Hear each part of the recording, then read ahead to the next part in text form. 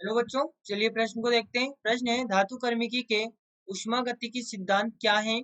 उपयुक्त उदाहरण की सहायता से स्पष्ट कीजिए। तो देखिए बच्चों, यहाँ पर बात करें प्रश्न की मुख्य अवधारणा की।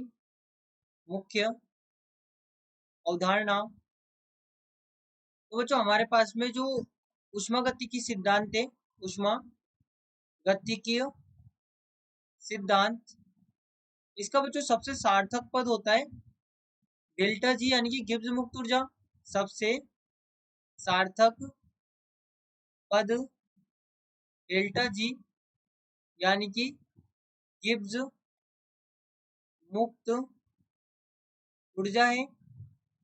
गिब्स मुक्त ऊर्जा है ऊष्मागतिकी का सबसे सार्थक पद गिब्स मुक्त ऊर्जा है। तो देखिए, हम यहाँ पर इसको समझें तो हमारे पास में हम जानते हैं कि जो डेल्टा जी है ये बराबर होता है delta H minus T, T delta S के, जहाँ पर डेल्टा एच एंथैल्पी होती है और डेल्टा एस यहाँ पर एंट्रोपी होती है। यह एंट्रोपी में परिवर्तन होता है और डेल्टा एच एंथैल्पी में परिवर्तन। अब देखिए बच्चों, यहाँ पर ये जो अभिक्रियाएं हैं इनको हम एलिंगम आरेख के आधार पर समझते हैं कि ऊष्मागतिकी सिद्धांत में जो सबसे महत्वपूर्ण चीज है वो एलिंगम आरेख है। तो हम एलिंगम आरेख को यहाँ पर बनाएं। तो ये हमारे पास में बच्चों इस प्रकार से एलिंगम आरेख होता है, जिसमें इस तरफ होती है डेल्टा जी यानी गिब्स मुक्त ऊर्जा, और इस तरफ होता है तापमान। यहाँ पर होता है तापमान। तो देखिए, हम केवल इसी ग्राफ में बात करें तो हमारे पास में ये जो दो लाइनें, अब इन दो लाइन में जो ऊपर वाली लाइन है, यहाँ पर जो ऊपर वाली लाइन है यहाँ पर होता है एल्यूमिनियम। यहाँ पर इसकी अभिक्रिया लिखते हैं तो ये होगा हमारे पास में 4/3 Al, जिसका यहाँ पर ऑक्सीजन से क्रिया करवाने पर ये यहाँ पे इसको अपचयित करेगा और परिवर्तित करेगा Al2O3 में, जो कि होगा 2/3 Al2O3। ये तो हो गई ये वाली लाइन की अभिक्रिया। क्योंकि यहाँ पर रेखा महत्वपूर्ण है, जो रेखा ऊपर होती है उसका अपचयन नीचे वाली रेखा द्वारा किया जाता है, वो भी हम समझेंगे। पहले यहाँ पर ग्राफ की बात करें तो यहाँ पर होता है ये मैग्नीशियम, जो कि यहाँ पर अपचयन करके MgO में परिवर्तित हो जाता है, MgO में परिवर्तित हो जाता है। और ये जो यहाँ पर गिब्स मुक्त ऊर्जा होती है ये यहाँ पर होगा 1000 और यहाँ पे होगा 1100 और ये होगा 1200, इस प्रकार से होगी। अब देखिए, ये हमारे पास में किलो जूल प्रति मोल में है। अब यहाँ पर हमारे पास में तापमान होगा 0 डिग्री सेंटीग्रेड, ये यहाँ पर होगा 400 डिग्री सेंटीग्रेड, और यहाँ पर ये होगा 800 डिग्री सेंटीग्रेड, वहीं पर यहाँ होगा 1200 डिग्री सेंटीग्रेड।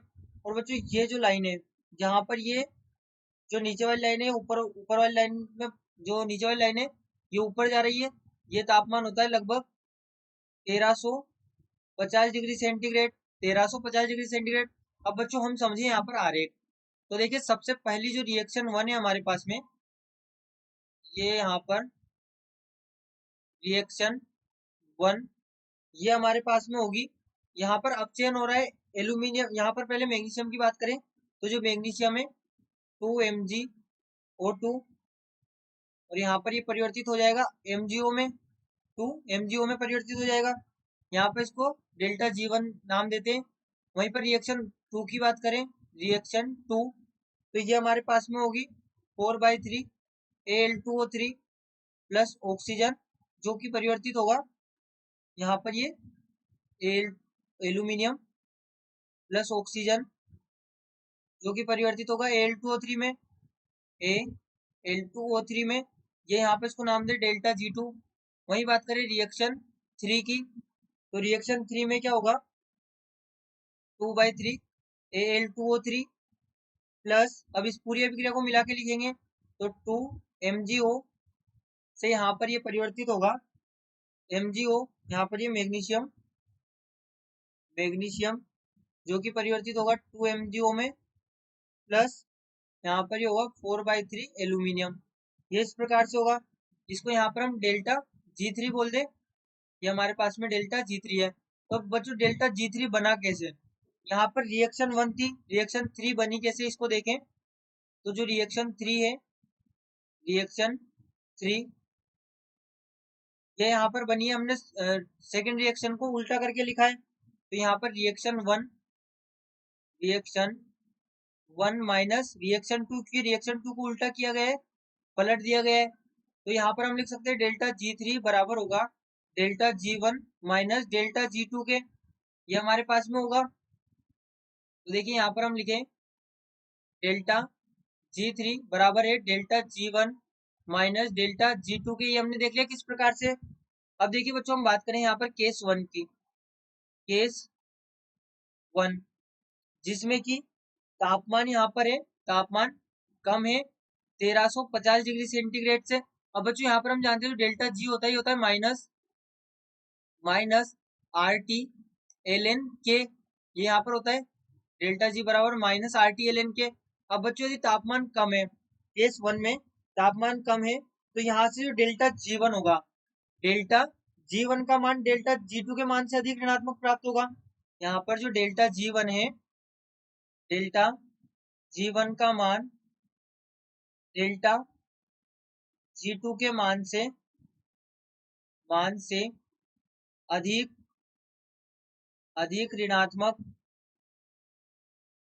अधिक ऋणात्मक प्राप्त होगा।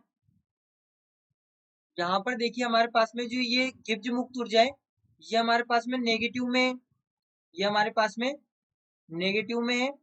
अब देखिए सब यहाँ पर ये -1200 है, वहीं ये -1100 है और ये -1000 है।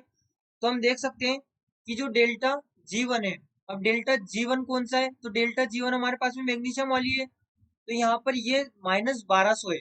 तो हम देख सकते हैं कि ये जो तापमान है 1350 से पहले नीचे कौन है, तो नीचे यहाँ पर हमारे पास में डेल्टा G1 यानी कि मैग्नीशियम वाली रिएक्शन है, जो यहाँ पर अधिक डेल्टा G ऋणात्मक है। तो हम कह सकते हैं कि डेल्टा G1 का मान डेल्टा G2 से अधिक ऋणात्मक प्राप्त होगा। तो यहाँ पर डेल्टा G3 जो आएगा, डेल्टा G3 बराबर, अब डेल्टा G1 अधिक ऋणात्मक है डेल्टा G2 से, तो यहाँ पर जो हमें टोटली ये प्राप्त होगा, ये प्राप्त होगा नेगेटिव में, ये हमें नेगेटिव में प्राप्त होगा।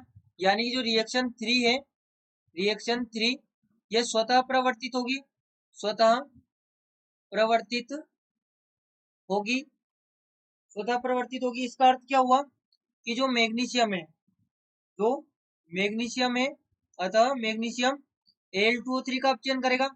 यहाँ पर ये मैग्नीशियम है, अब ये अभिक्रिया स्वतः परिवर्तित हो रही है 1350 डिग्री सेंटीग्रेड से पहले। तो यहाँ पर हम कह सकते हैं मैग्नीशियम सॉलिड जो कि Al2O3 का अपचयन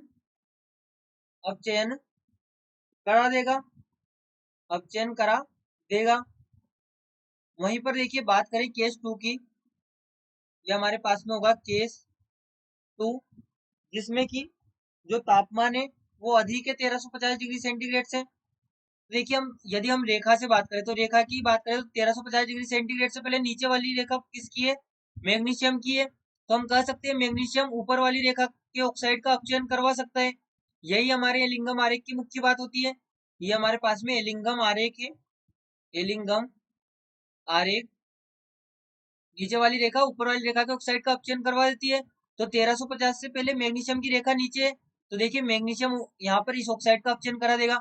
अब जब हम यहाँ पर तापमान बढ़ाएंगे, तो यहाँ पर डेल्टा G2 का मान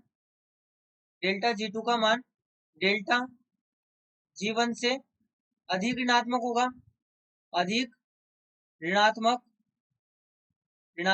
होगा।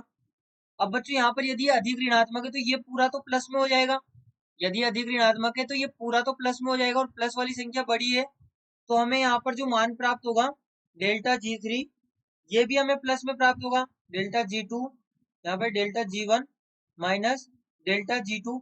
अब ये वाला मान बड़ा है और ऋणात्मक में, अब ऋणात्मक में तो ये पूरा प्लस में हो जाएगा। अब ये पूरा प्लस में हो गया तो और ये नेगेटिव में छोटा है, तो हम कह सकते हैं कि ये जो पूरा मान प्राप्त होगा हमें ये पॉजिटिव में प्राप्त होगा। यानी अभिक्रिया स्वतः प्रवर्तित नहीं होगी। यानी कि हमारे पास में जो यहाँ पर मैग्नीशियम है, मैग्नीशियम सॉलिड, ये Al2O3 का अपचयन नहीं करा पाएगा, Al2O3 का अपचयन नहीं करा पाएगा। कब नहीं करा पाएगा?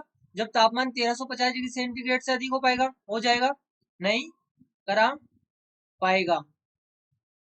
लेकिन यहाँ पर क्या होगा? अभिक्रिया पश्च दिशा में जाएगी, रिएक्शन 3 पश्च दिशा में जाएगी, पश्च दिशा में जाएगी। और रिएक्शन 3 हमारे पास में है क्या? रिएक्शन 3 हमारे पास में है Al2O3 प्लस मैग्नीशियम।